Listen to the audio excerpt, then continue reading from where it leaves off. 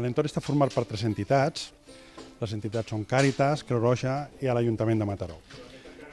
Evidentment, cada un per separat feia la seva tasca, llavors tothom estava d'acord que s'haurien d'unificar tots els esforços en un únic centre per arribar a tota la gent, a tots els beneficiaris. Què va passar?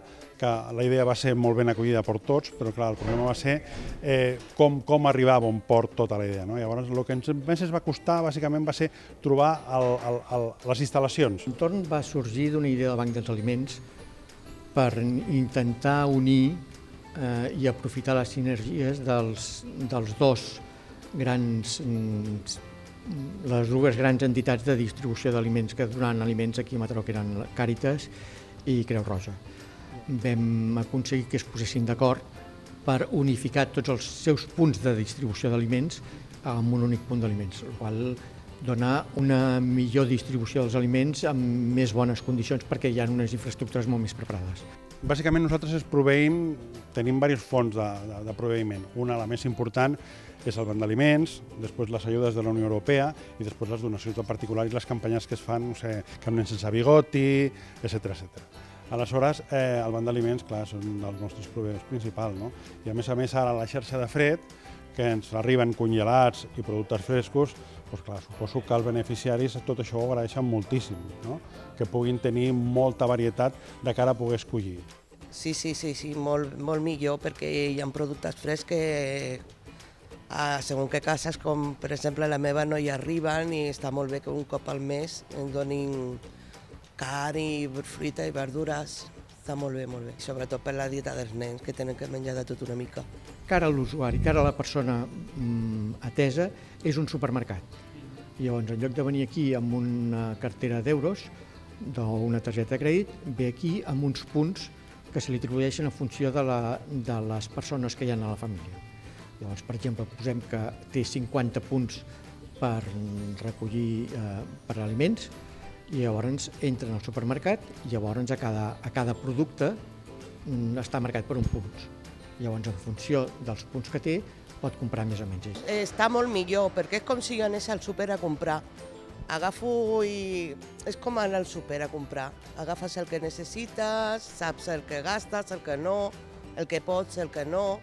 Abans em donaven un lot i apanya-te-les com puedas.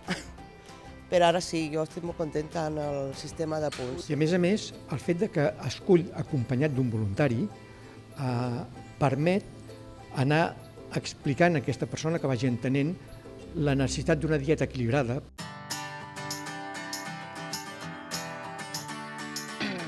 Bé, nosaltres a la xarxa de fred cada dilluns aproximadament ens posem en contacte amb el Banc dels Aliments i parlem aviam la possibilitat que tenen de subministrar-nos alguna cosa. Llavors, un transport, arriben allà